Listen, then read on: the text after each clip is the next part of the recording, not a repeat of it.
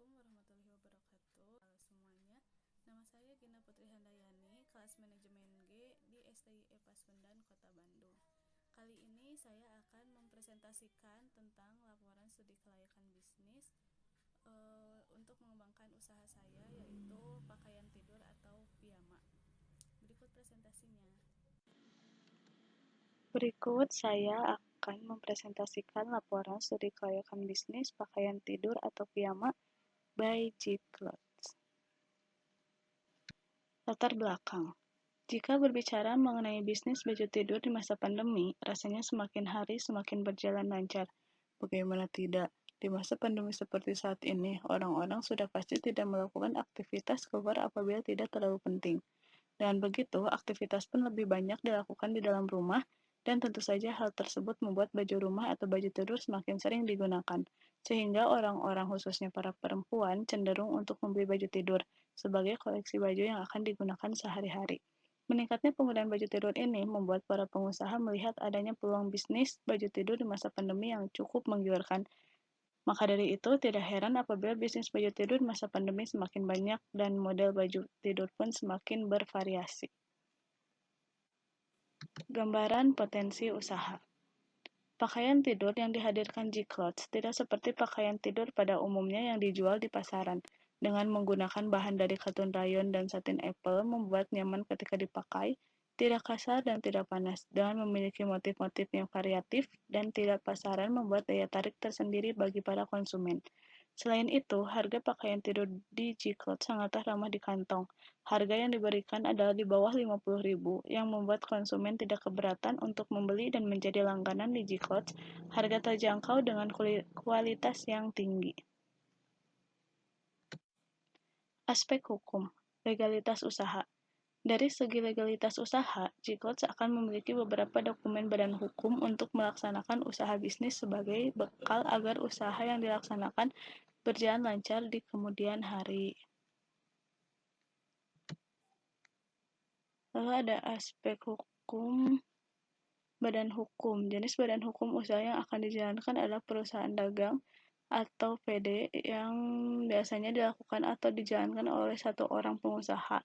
Perusahaan perseorangan ini modalnya dimiliki oleh satu orang, di mana seorang pengusaha tersebut langsung bertindak sebagai pengelola dan kadangkala dibantu oleh beberapa orang pekerja. Yang kedua ada tanda daftar perusahaan atau TDP. Usaha G-Clothes akan membuat TDP untuk keberlangsungan usaha agar berjalan dengan lancar sesuai peraturan pemerintah. Yang ketiga ada NPWP atau nomor pokok wajib pajak. Sebagai badan usaha, G-Clothes juga akan mendaftarkan NPWP atas aktivitas usaha kami ke Departemen Direktorat Jenderal Pajak Kota setempat. Yang keempat ada izin-izin perusahaan. Usaha kami juga dilengkapi dengan dokumen perizinan lainnya, diantaranya izin mendirikan bangunan, izin domisili, surat izin usaha perdagangan, dan yang kelima ada bukti diri. Usaha kami juga memiliki bukti diri mengenai identitas dari pemilik usaha yang berupa kartu tanda penduduk atau KTP. Aspek manajemen. G-Clothes memilih bentuk organisasi fungsional karena bentuk organisasi ini adalah jenis organisasi yang tidak terlalu menekankan hubungan hierarki secara struktural. Bentuk organisasi ini lebih berfokus pada sifat dan jenis fungsi yang dijalankan para anggotanya. Berikut ada diagram organisasi, yaitu ada pimpinan atau owner, staf penyedia barang, staf penerima order, staf packing, dan kasir atau keuangan. Selanjutnya ada sumber daya manusia. Untuk tenaga kerja, kami akan memperkerjakan pekerja yang telah berpengalaman dan memiliki skill di bidangnya, yaitu owner sebanyak 1 orang, penjahit 2 orang, penyedia barang 2 orang, penerima order 1 orang, packing 2 orang, kasir keuangan 1 orang, maka jumlahnya menjadi 9 orang. Job description. Owner yaitu sebagai pengatur, pemberi arahan, dan pengontrol jalannya usaha yang dipegang langsung oleh owner G-Clothes. Penjahit bertanggung jawab membuat pakaian tidur G-Clothes dengan sebaik mungkin. Penyedia barang bertanggung jawab atas kesediaan barang di supplier dan mengontrol setiap barang yang masuk ke G-Clothes. Penerima order bertanggung jawab menerima dan mencatat setiap orderan yang masuk dan memberikan data tersebut ke bagian packing. Staf packing bertanggung jawab menyiapkan atau packing barang yang sudah diorder oleh customer dan mengantarkannya ke ekspedisi yang customer pilih. Kasir sekaligus keuangan bertanggung jawab melayani customer dengan sebaik mungkin, mencatat setiap biaya yang masuk dan keluar, dan melaporkan kepada pimpinan setiap harinya saat tutup buku atau setiap jam pulang kerja. Lalu ada aspek pemasaran. Usaha ini juga melakukan STP, atau segmenting, targeting, dan positioning pada produk pakaian tidur atau piyama by G-Clothes. Aspek pemasaran, STP itu ada 3, segmentasi yaitu kalangan menengah ke atas dapat menikmati produk G-Clothes, targeting dari anak-anak sampai dewasa baik di kota Bandung maupun di luar kota Bandung karena kami juga menyediakan toko online bagi yang berada di luar kota Bandung. Positioning, memposisikan diri sebagai target pasar yang tidak akan kalah dengan model baju tidur lainnya, melayani konsumen dengan baik, dan selalu mempunyai inovasi yang tinggi untuk kepuasan konsumen. Selanjutnya ada permintaan dan penawaran. Permintaan dapat diartikan sebagai suatu proses untuk meminta sesuatu atau meminta barang dalam jumlah tertentu yang akan dibeli atau diminta dengan sesuatu harga dan waktu tertentu. Permintaan berhubungan erat dengan keinginan konsumen terhadap suatu barang dan jasa yang akan dipenuhi. Sedangkan penawaran dapat diartikan sebagai banyaknya barang atau jasa yang tersedia dan dapat ditawarkan oleh produsen kepada konsumen pada setiap tingkat harga selama periode waktu tertentu. Jadi bisa dikatakan bahwa pelaku penawaran ini merupakan pihak produsen atau penjual. Selanjutnya ada analisa kelayakan pemasaran. Di sini ada 11 item yang dinilai, lalu ada kriteria penilaian sebanyak 5. Yang pertama sangat lemah, yang kedua lemah, yang ketiga sedang, yang keempat kuat, yang kelima sangat kuat. Yang pertama SDM kuat, lalu pesaing sedang, konsumen kuat, model atau tren sangat kuat, harga kuat, promosi kuat, lingkungan bisnis kuat, ketersediaan bahan baku kuat, margin laba kuat, ketersediaan modal kuat, manajemen pemasaran kuat. Maka kita dapat menghitung intervalnya dengan cara mengurangi nilai tertinggi dari interval dengan nilai terendah dari interval dibagi jumlah kelas. Maka dapat diperoleh angka 5 dikurangi 1 dibagi 5 yaitu 0,8. Untuk mengetahui layak atau tidaknya dari segi pemasaran, maka dapat dicari dengan rumus kelayakan usaha adalah total bobot dibagi jumlah item yang dinilai, yaitu 44 dibagi 11 sama dengan 4. Berdasarkan hasil yang diperoleh sebesar 4, maka usaha pakaian tidur atau piyama by G-Clothes dari sisi pemasaran dikatakan layak karena masuk pada range 3,41 sampai 4,20. Strategi bauran pemasaran atau marketing mix. Yang pertama ada strategi produk. Produk utama yang kami tawarkan di pasaran ialah pakaian tidur atau piyama trendy, di mana produk yang kami tawarkan memberikan motif yang tidak pasaran, maka konsumen akan merasa sangat berkeinginan untuk membeli produk kami. Selain itu, bahan yang kami berikan yaitu dari kain katun rayon dan satin apple yang sangat nyaman dipakai, tidak memberikan rasa panas atau gerah, serta terasa nyaman dan lembut saat digunakan.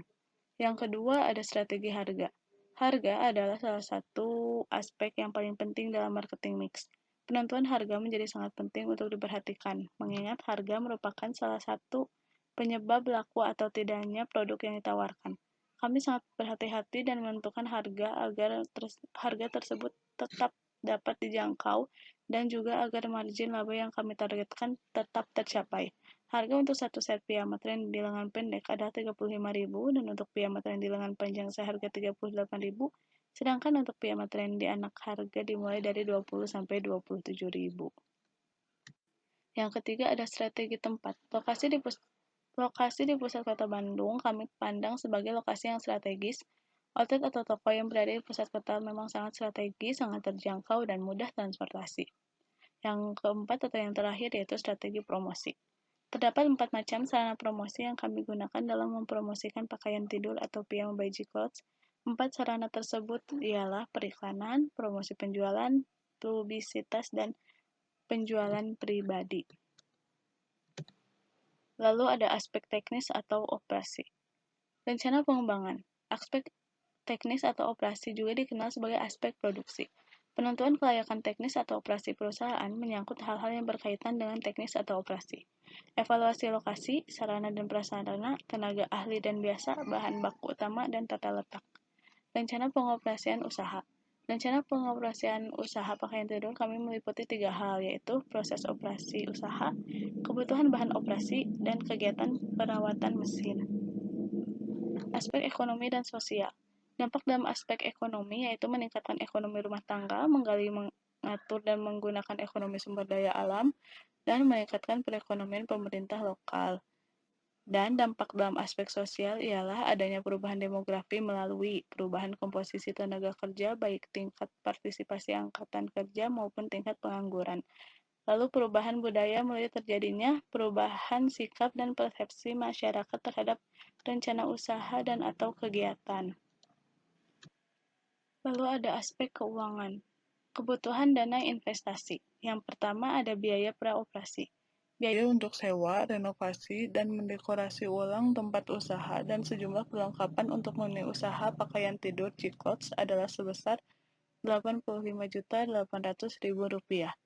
Yang kedua ada modal kerja. Modal kerja awal untuk memulai usaha pakaian tidur G-Clothes adalah sebesar Rp86 juta.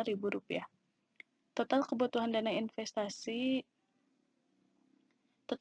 dana investasi untuk memulai usaha pakaian tidur G-Clothes adalah sebesar Rp171.800.000. Lalu di sini ada aktiva tetap, di mana di sini ada aset non produksi, aset produksi, perlengkapan, lalu sewa dan renov. Maka jumlah pendanaan yang dibutuhkan yaitu sebanyak Rp85.800.000. Lalu ada aktiva lancar yang berisikan kas sebesar 10 juta, bahan baku sebesar 62 juta, bahan penolong sebesar 14 juta, maka total aktiva lancar menjadi 86 juta rupiah. Aktiva tetap adalah 85.800.000 rupiah, maka total aktiva yaitu menjadi 171.800.000 rupiah. Proyeksi keuntungan. Di sini proyeksi keuntungan ada proyeksi penjualan per tahunnya adalah 900 juta. Lalu ada proyeksi biaya per tahun di mana biaya produksi adalah 80 juta dan jumlah gaji karyawan adalah totalnya 402 juta. Biaya listrik, pemasaran, pajak, biaya kebersihan, biaya sewa, biaya perlengkapan, biaya pemeliharaan dan biaya lain-lain adalah berjumlah 100.800.000 rupiah, di mana jumlah biaya menjadi sebesar 582.800.000 rupiah. Lalu yang terakhir ada proyeksi laba rugi. Perhitungan laba rugi yaitu dengan menghitung selisih dari hasil penjualan dengan pengeluaran biaya. Hasil penjualan yaitu sebesar 900 juta dan jumlah biayanya adalah Rp582.800.000. Laba yang diperoleh per tahun dalam usaha pakaian tidur G-Clothes adalah sebesar Rp317.200.000. Sekian presentasi yang dapat saya sampaikan. Semoga bermanfaat untuk kita semua. Terima kasih sudah menonton. Wassalamualaikum warahmatullahi wabarakatuh.